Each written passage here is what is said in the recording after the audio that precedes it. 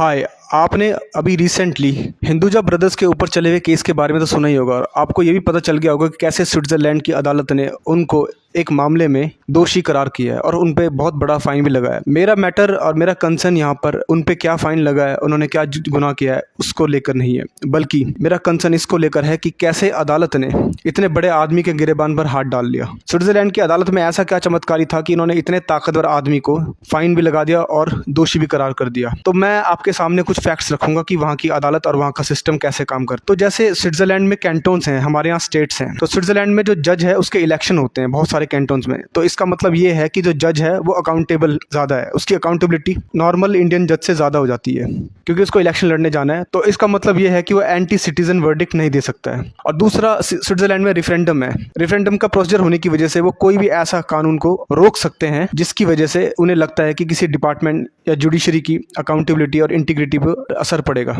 तीसरा है popular initiative. Popular initiative के द्वारा कोई भी व्यक्ति अपना सुझाव सरकार को भेज सकता है और उस पर वोटिंग कराई जाती है कि सरकार को ये सुझाव लेने चाहिए, एक्सेप्ट करने चाहिए, लागू करने चाहिए या नहीं, जो कि भारत में बिल्कुल नहीं है। और इसके बाद जो आता है वो है पार्टिसिपेटरी गवर्नेंस, यानी कि जो कैंटोन लेवल है उनके स्टेट लेवल पर, उधर लोकल जुडिशरी लेवल पर हर इंसान इंगेज कर सकता है, यानी वो जाके सीधा अदालत में बैठकर कोर्ट की हियरिंग को सुन सकता है, ऑब्जर्व कर सकता है। और अकाउंटेबिलिटी के लिए एक और जो रामबाण उनके पास है वो है जजेस के ऊपर रिकॉल, यानी बहुत सारे कैंटोन में जनता वोटिंग के द्वारा जज को रिकॉल भी कर सकती है अगर वो ढंग से काम ना करे। क्या आपको नहीं लगता कि ये सारी चीजें हमारे देश में भी लागू होनी चाहिए? अगर आपको लगता है तो प्लीज कमेंट में हमें बताइए। Thank you.